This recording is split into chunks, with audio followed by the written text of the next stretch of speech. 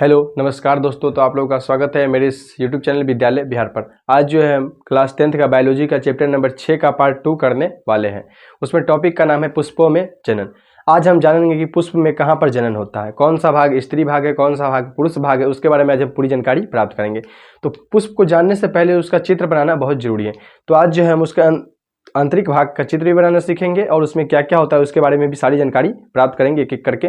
तो आइए चलते हैं मेरे साथ, आप लोग भी देखते जाइए कैसे चित्र बनता है। तो पुष्प में सबसे पहला होता है एक वृंत होता है। क्या होता है? वृंत होता है, जिससे जो है पुष्प लगा रहता है। क्या लगा रहता है? पुष्प जुड़ा रहता है डंटी से। डंटी से जो पुष्प जुड़ा रहता है इसे हम कहते हैं वृंत। तो पहले हम जो पुष्प का चित्र बना लेते हैं आंतरिक भाग का, फिर जो है हम उसके बारे में सारा नाम क्या क्या होता है नहीं होता है उसके बारे में लिखेंगे। पहले जो है इसका चित्र बना लेते हैं।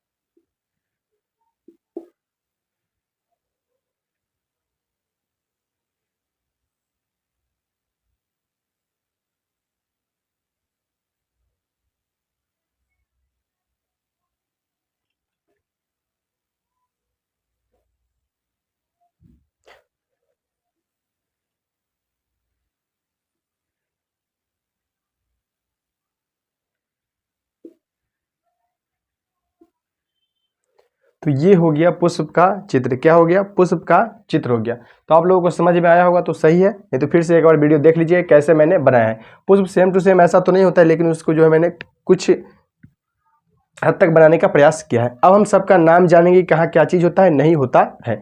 तो सबसे पहला होता है ये जो सबसे पहला क्या होता है? सबसे पहले होता है तंतु। क्या होता है? तंतु, जिससे जो है पौधा लगा रहता है या फूल जो है जुड़ा रहता है पुष्प के पौधे से। तो इसको हम क्या कहते हैं? तंतु कहते हैं इसको। ये होता है सबसे पहला, ये होता है जो पुष्प के पौधे से पुष्प लगा रहता है, इसे हम क्या कहते हैं? इसे हम वृंत कहते हैं। क्या कहते हैं? वृंत कहते हैं। इसे हम वृंत कहते हैं। इसके अंदर एक बीज के आकार का होता है। किसके आकार का होता है? बीज के आकार का होता है, जिसमें जो है पुष्प जो है निषेचन करता है। ऐसा होता है। एक इसके अंदर और होता है, एक इसके अंदर और होता है। इसको हम कहते हैं अंडाशय। क्या कहते हैं? अंडाशय। ये जो है पुष्प का स्त्री भाग होता है और इसके अंदर एक और थैली होता है। इसको क्या कहते हैं? बीजांड कहते हैं। क्या कहते हैं? बीजांड। बीजांड, इसको हम बीजांड कहते हैं। ये दोनों जो है पुष्प का स्त्री भाग होता है। इसमें एक और पंखुड़ी की तरह निकला रहता है, ऐसा निकला रहता है भाग, ऐसा निकला रहता है। इसको हम क्या कहते हैं? बाह्य दल। इस तरफ से भी निकला रहेगा। एक जो देखते हैं आप लोग एक फालतू सा जो पत्ता होता है हरा सा, उसको हम क्या कहते हैं? बाह्य दल पुंज। क्या कहते हैं? बाह्य दल। बाह्य दल कहते हैं। इसको कहते हैं हम बाह्य दल। इसको कहते हैं दल। इसको केवल दल कहते हैं। इसको कहते हैं बाह्य, मतलब ये अंदर का हो गया और ये बाहर का हो गया। फूल का जो कलर होता है जैसे गुलाब का हुआ, तो उसका जो गुलाबी गुलाबी कलर जो होता है, पत्ता जो दिखते रहते हैं, वो गुलाबी पत्ता क्या होता है? दल होता है। और उसके नीचे एक हरा सा पत्ता रहता है कि नहीं? हरा सा पत्ता, तो उसको हम क्या कहते हैं? बाह्य दल कहते हैं। अब हम इसके अंदर का भाग जानते हैं कि इसमें क्या होता है। इसमें एक ऐसे ऐसे रहता है, देखते हैं आप लोग कभी देखे होइए, आपके गाँव में भी रहता है। एक पेड़ होता है, उसमें जो लाल लाल फूल होता है, उसमें एक ऐसा रहता है जिससे हम लोग जो है बचपन में खेला करते थे। इस सब में लगा रहेगा। क्या रहेगा? इस सब में लगा रहेगा। और एक ऐसा ही एक लंबा सा होता है जो बाहर निकला रहता है, फूल के बाहर निकला रहता है। आप लोग कभी देखे हो या कि नहीं, लेकिन मैंने देखा है। और वह जो एक बाहर निकला रहता है वह कहाँ से निकला रहता है? तो बीजांड से। बीजांड से एक जो है बाहर निकला रहता है। तो ये हो गया फूल का आंतरिक भाग। अब इसके सारे नाम जानेंगे इसके बारे में। ये जो बीजांड से ना निकल करके बाहर से निकला रहता है, ये ऐसा ऐसा, इसको जो ऊपर वाला भाग होता है, ऐसा जो छतरी के आकार का ऊपर वाला भाग होता है ना, उसको क्या कहते हैं? परागकोश। क्या कहते हैं? परागकोश। इसको हम कहते हैं परागकोश। और वह परागकोश जिस डंटी में जुड़ा रहता है, जिस तंतु में जुड़ा रहता है, उसे हम क्या कहते हैं? तो इसे हम कहते हैं तंतु। जिसे हम तंतु कहते हैं, जिसमें जो है परागकोश जुड़ा रहता है। तो क्वेश्चन आएगा परागकोश किससे जुड़ा रहता है, तो परागकोश जो है तंतु से जुड़ा रहता है। किससे जुड़ा रहता है, तंतु से। और ये सब कहाँ से निकलता है, तो बीजांड के ऊपर से निकलता है, बीजांड से निकलता है या अंडाशय से निकलता है। अब ये जो लंबा वाला होता है, ये तो आप समझ लिए कि जितना भी है ये छोटा छोटा जो फूल के अंदर रहता है ऐसा छतरी के आकार का, उसे हम कहते हैं परागकोश। और परागकोश जिससे जुड़ा रहता है उसे हम क्या कहते हैं, तंतु कहते हैं।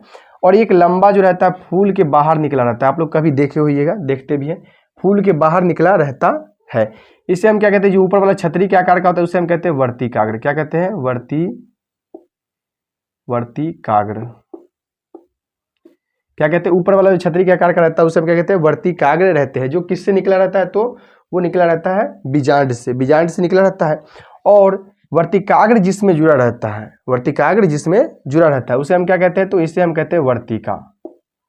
क्या कहते हैं, वर्तिका कहते हैं। वर्तिका कहते हैं। वर्तिका में क्या जुड़ा रहता है, तो वर्तिकाग्र रहता है। और वर्तिका जो है किससे जुड़ा रहता है, तो बीजांड से निकला हुआ रहता है, एक लंबा सा। अब देखिए, अब ये सब जो तंतु, वर्तिका, ये सब जो निकला रहता है, जहां पर ये सब जुड़ा रहता है उसको क्या कहते हैं, जो पुष्प, ये आसन की तरह लग रहा है आप लोगों को, एक कटोरे की तरह लग रहा है, इसको हम क्या कहते हैं, पुष्पासन। पुष्पासन क्या कहते हैं, पुष्पासन कहते हैं। जिससे जो है पुष्प का सारे भाग जो है ऊपर की ओर निकले रहते हैं, उसके अंदर का जो भी फूल होता है, उसके अंदर का जो भी सामान होता है वो जो है यहाँ से ही बाहर निकले हुए रहते हैं। तो उसको हम क्या कहते हैं, पुष्पासन कहते हैं, जहाँ से पुष्प के सारे भाग जुड़े रहते हैं, तो उसे हम पुष्पासन कहते हैं। अब देखिए, ये परागकोश हो गया और ये तंतु हो गया। ये परागकोश और ये तंतु, ये वाला भाग जो है तंतु, और ये जो हो गया परागकोश। ये जो है इसे हम क्या कहते हैं, पुंकेसर कहते हैं। यह पुष्प का जो है पुरुष भाग है। कौन सा भाग है, पुरुष भाग है। जैसे हमारे लोगों में होता है एक पुरुष एक स्त्री, तो उसी तरह ये पुष्प में ये जो होता है तंतु और वर्तिकाग्र, ये परागकोश और तंतु मिलकर के क्या बनाता है, पुंकेसर। क्या होता है, पुंकेसर। क्या होता है, पुंकेसर होता है। जो पुष्प का कौन सा भाग है, तो पुष्प का पुरुष वाला भाग है, पुरुष वाला भाग है।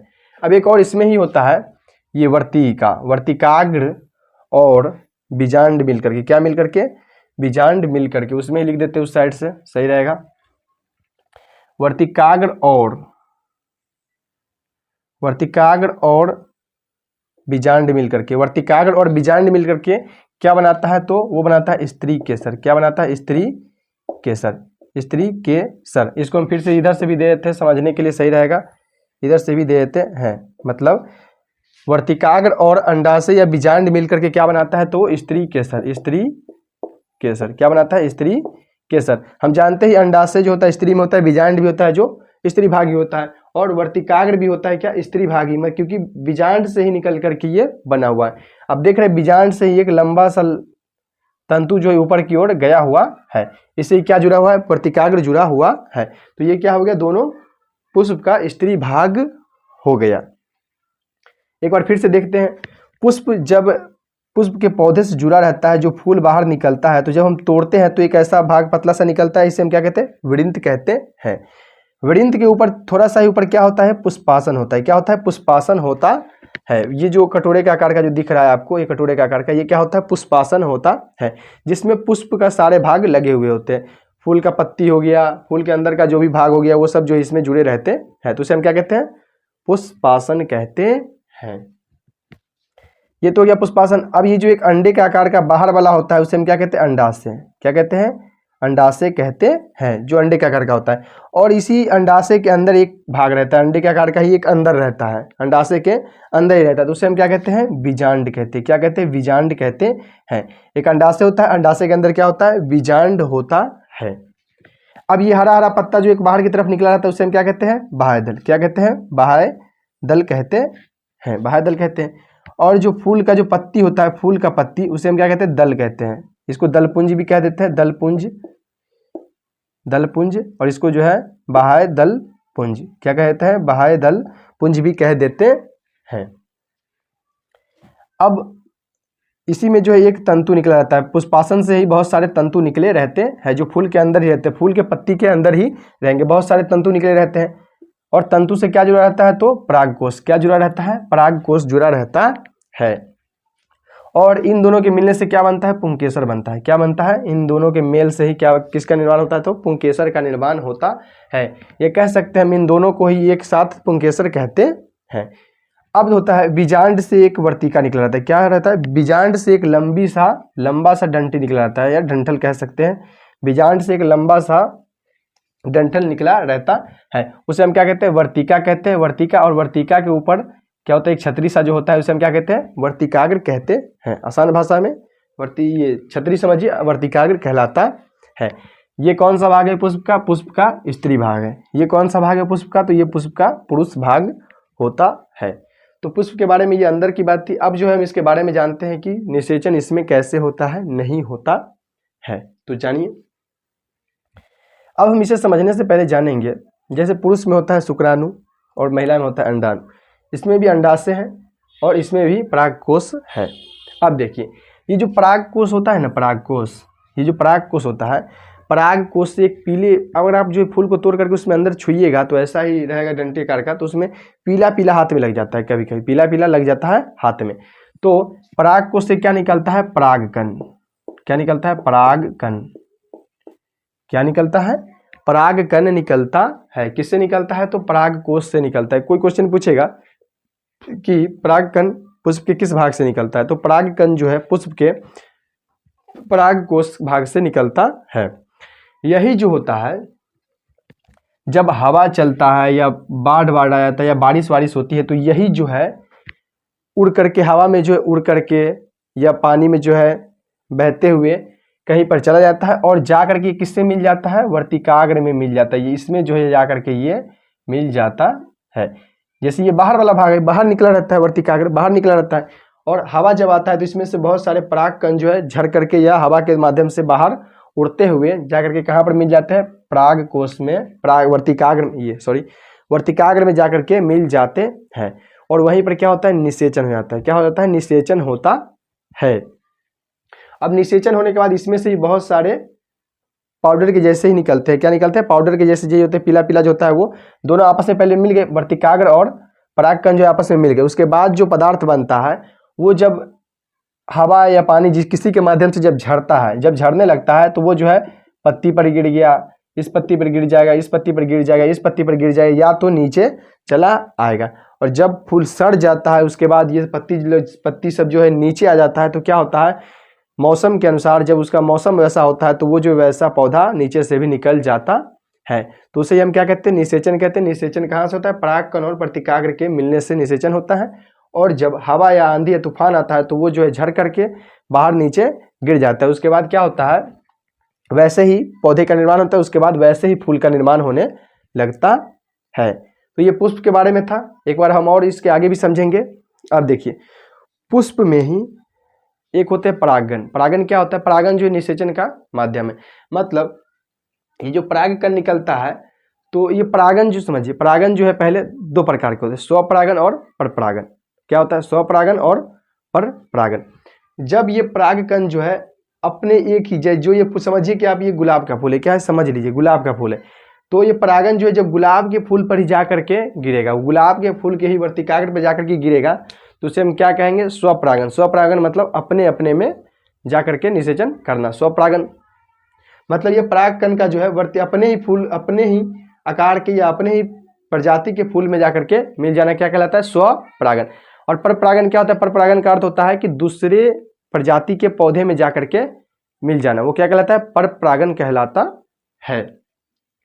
तो आप समझ गए होंगे कि स्त्री का निषेचन वाला भाग कौन होता है, तो वर्तिकाग्र होता है, बीजांड होता है और अंडाशय होता है। पुष्प में पुरुष का निषेचन भाग कौन सा होता है, तो परागकोश होता है। परागकोश और तंतु होता है। परागकोश से क्या निकलता है, तो परागकण निकलता है। तो चलिए हम आगे जानते हैं। पहले 2 मिनट पानी वानी हम पी लेते हैं। तो चलिए अब हम समझते हैं कि क्वेश्चन कहाँ कहाँ से इसमें आते हैं, क्योंकि हमने फूल के आंतरिक भाग के सारे जो भी होते हैं उसके बारे में हमने समझ लिया है। अब हम समझेंगे कि कौन कौन से क्वेश्चन जो है ज़्यादा बार एग्जाम में पूछे जाते हैं। तो आप लोगों से पहला क्वेश्चन ये आएगा कि पुष्प का कौन सा भाग है जो पुष्प के ठंडल या डंटी से जुड़ा हुआ रहता है। डंटी को हम ठंडल भी कहते हैं साइंस की भाषा में। तो कौन सा भाग है? वृंत। कौन सा भाग जुड़ा रहता है? तो वृंत भाग जो है जुड़ा रहता है। एक क्वेश्चन ये आएगा। दूसरा क्वेश्चन आएगा कि पुष्प का कौन सा भाग जो होता है स्त्री भाग होता है? कौन सा स्त्री भाग होता है? तो कौन सा होता है? बीजांड होता है या अंडाशय? ऑप्शन में रहेगा बीजांड या अंडाशय, तो दोनों में से कोई भी रहेगा, या दोनों रहेगा तो दोनों मार देना है, और एक रहेगा तो एक मार देना है। क्वेश्चन आएगा कि परागकण, तीसरा क्वेश्चन आएगा परागकण कहाँ से निकलता है? एग्जाम में आपके ऑब्जेक्टिव में यही आने वाले हैं। परागकण कहाँ से निकलता है? तो परागकोश से निकलता है। कहाँ से निकलता है? परागकोश से निकलता है। एक क्वेश्चन आएगा परागकोश जो है किससे जुड़ा रहता है? परागकोश किससे जुड़ा रहता है? तो किससे जुड़ा रहता है? तंतु से। किससे? तंतु से। और तंतु कहाँ से निकलते हैं? तो पुष्पासन से। कहाँ से आते हैं? पुष्पासन से आते हैं। एक क्वेश्चन आएगा कि बीजांड से कौन सा वर्तिकाग्र, जो बीजांड से कौन सा तंतु निकला रहता है? मतलब उस तंतु का क्या नाम है जो बीजांड से निकलता है या अंडाशय से निकलता है? तो उस तंतु का नाम क्या है? वर्तिका नाम है। क्या नाम है? वर्तिका। और वर्तिका से क्या जुड़ा रहता है? तो वर्तिकाग्र। क्वेश्चन ये आएगा कि कौन वर्तिकाग्र जो है किससे जुड़ा रहता है? तो वर्तिका से जुड़ा रहता है। और यह किससे निकला हुआ रहता है? तो बीजांड या अंडाशय से निकला हुआ रहता है। अब क्वेश्चन आएगा कि पुष्प का बाह्य दलपुंज कौन सा होता है और दलपुंज कौन सा होता है? तो पुष्प का जो ये फूल कलर वाला भाग जो होता है ये होता है दलपुंज, और जो पत्ती, हरी हरी पत्ती जो नीचे मुरझाई हुई मतलब लटकी हुई रहती है उसे हम क्या कहते हैं? बाह्य दलपुंज कहते हैं। अब क्वेश्चन क्या आएगा कि स्त्री केसर किसके किसके मेल को हम स्त्री केसर कहते हैं? तो किसके किसके मेल को? तो वर्तिकाग्र और बीजांड या अंडाशय के मेल को क्या कहते हैं? हम स्त्री केसर कहते हैं। वर्तिकाग्र या वर्तिकाग्र प्लस बीजांड और अंडाशय के मेल को हम क्या कहते हैं? स्त्री केसर कहते हैं। अब क्या कहते हैं? पुंकेसर किसे कहते हैं? मतलब जो पुरुष वाला भाग होता है पुंकेसर किसे कहते हैं? तो पुष्प के परागकोश और तंतु वाले भाग के मिश्रण को हम क्या कहते हैं? पुंकेसर कहते हैं। और यह जो पुष्प का पुरुष भाग होता है। तो पुष्प के बारे में बस यही था। पुष्प में जनन यही होता है। जनन कैसे होता है? तो जनन जो है परागकणों के बाहर निकलने से, और परागकण जब जाकर के वर्तिकाग्र में मिल जाता है तो क्या होता है? निषेचन होता है। निषेचन के बाद जब फूल सड़ जाता है या गल जाता है या हवा आ जाता है तो उसके माध्यम से वो जो है नीचे जमीन पर गिर जाता है, और जब मौसम वैसा आता है तो उसी समय उस मौसम में जो है वह अंकुरित होकर के पौधा बनता है। पौधा से उसके बाद जो है फूल का पेड़ बन जाता है। उसके बाद जो है पुष्प बाहर निकलता है। तो निषेचन वो था। तो पुष्प के बारे में, पुष्प में जनन कैसे होता है उसके बारे में केवल यही था। आप लोगों को इसका चित्र भी बनाने नहीं आता है तो शुरुआत में भी जो वीडियो मैंने बनाया है उसमें देख लीजिएगा। तो आज का वीडियो कैसा लगा? अगर थोड़ा सा भी अच्छा लगा होगा, आपको ऐसा लगा होगा कि थोड़ा सा भी इसमें मेहनत हुआ है, तो मेरे इस चैनल को सब्सक्राइब करिएगा, लाइक कीजिएगा और शेयर भी करते जाइएगा, ताकि आपको दोस्तों को भी इसका फायदा मिल जाए। तो आज जो हम पुष्प के बारे में जान चुके हैं, आगे हम जो है जो तीसरा पार्ट लाएंगे उसके बारे में इस चैप्टर को ही पूरा खत्म कर देंगे। धन्यवाद। जय हिंद।